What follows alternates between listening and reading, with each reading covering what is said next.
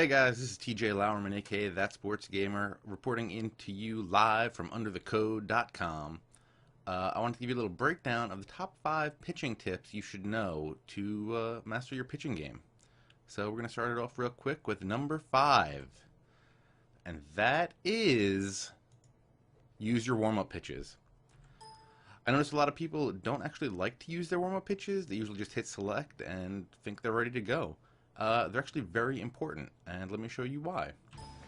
Here you see Adam Wainwright, and I've never actually used him in a game before. So having 8 warm-up pitches is a great time to come in here and see how much everything breaks.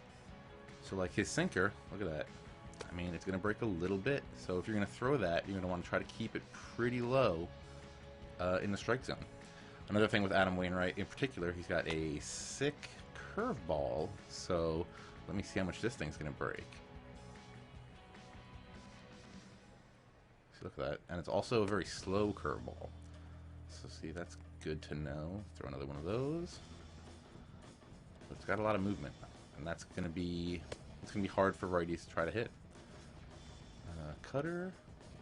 Ooh, I missed on my timing a little bit on that one. 86. Now his cutter, he doesn't have a straight 4-seam fastball. And also, while you're doing this, you get to learn all their speeds, so you know if 2 pitchers are going to be coming in really at the same speed. Throw one more. Alright, let's see if we can throw a nice... See, that sinker low and into righties is going to be tough to hit. Slow curve.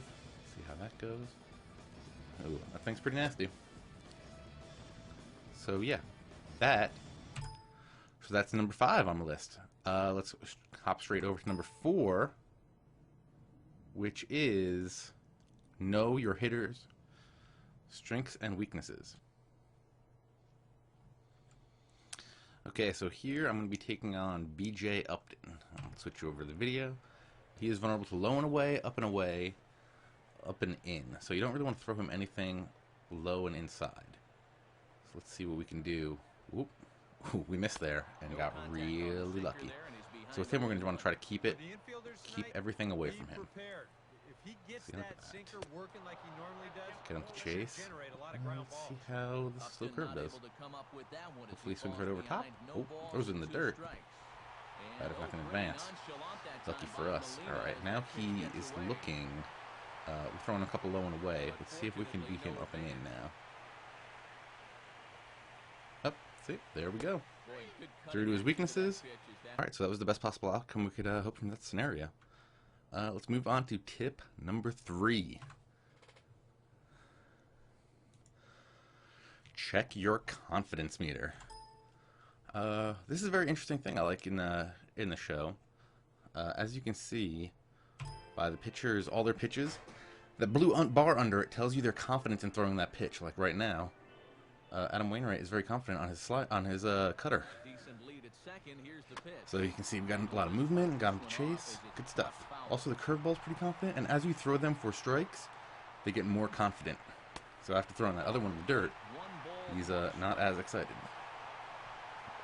A little sinker piece.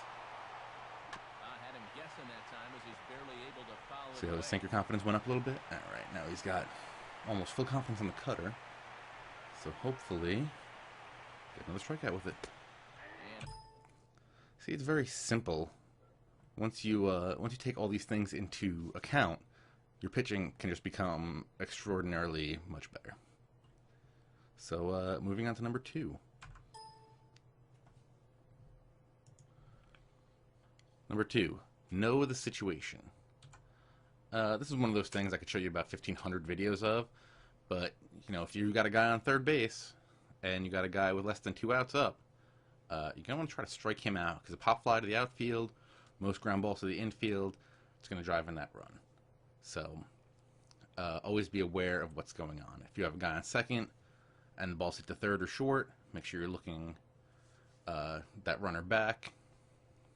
If you got a guy on first, make sure you're throwing a lot of balls low in the strike zone to try to induce a ground ball double play. On to number 1. And tip number 1 is know your strengths and weaknesses. Not only know your strengths and weaknesses, but make sure you pitch to them.